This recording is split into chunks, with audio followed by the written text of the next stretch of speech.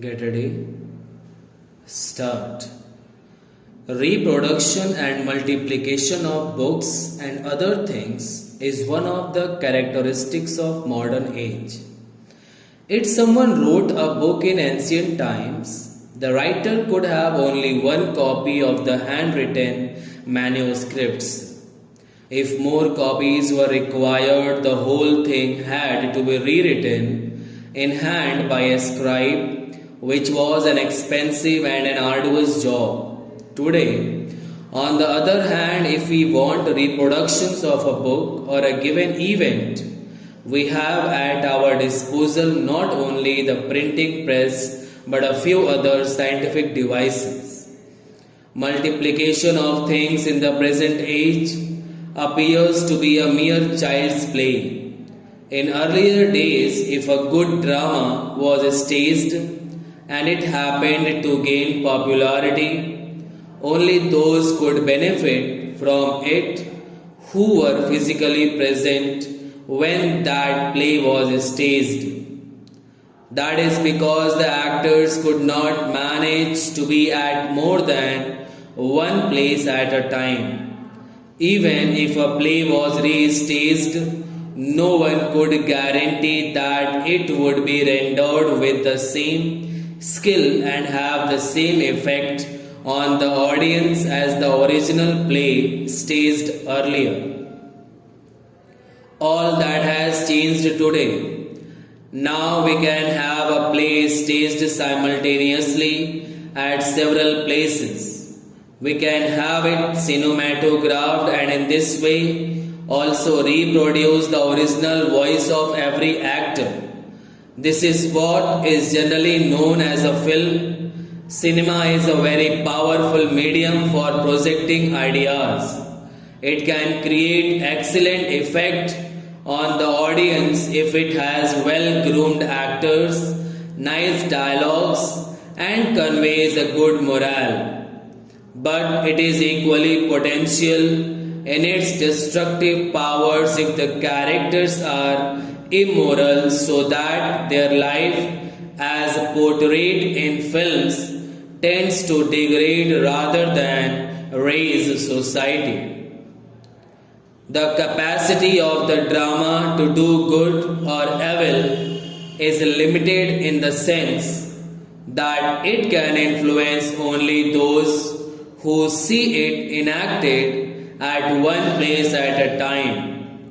But the capacity of the film is unlimited because of its reproductions and the large number of people who can see it any number of times at any number of places.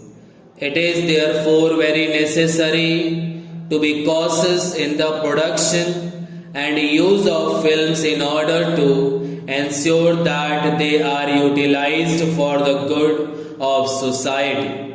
Broadly speaking, cinema may be said to have three main objectives, namely education, recreation, and propaganda, and these have utmost importance. After all, books can give only a part of the knowledge which is desirable for man to acquire.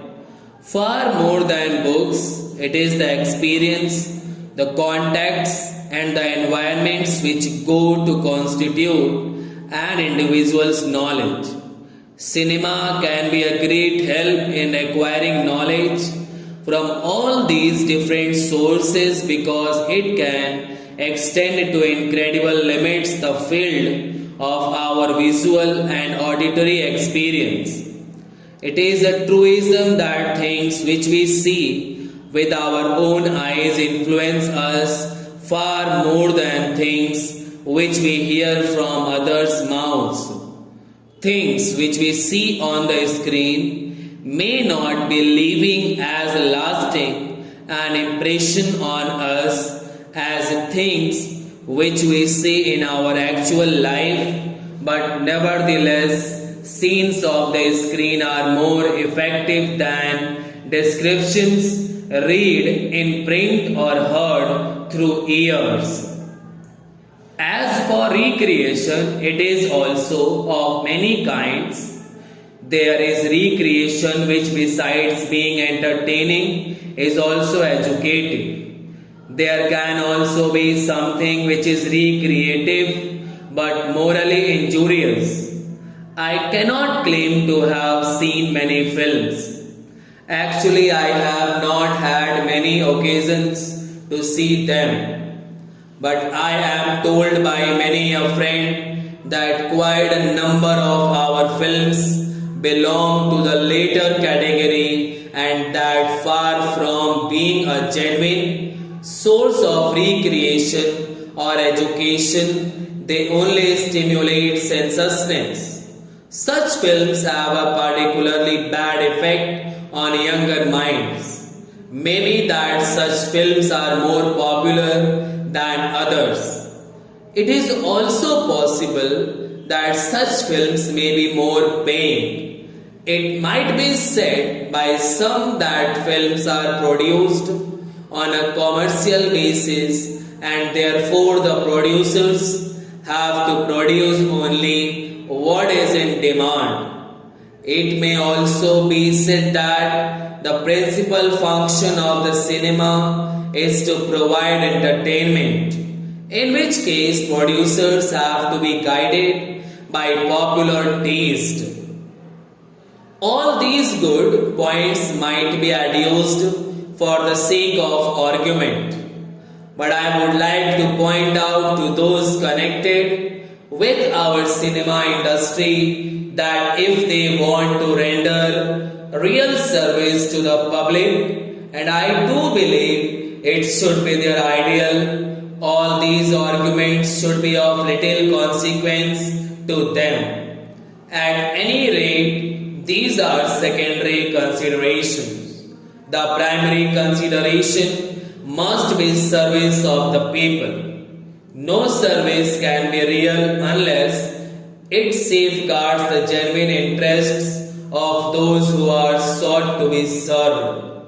I would request film producers to think over this and ask themselves as to what their real aim is. The aim has to be service of the people, which is not incompatible with commercial success. But commercial success without service is hardly worth anything.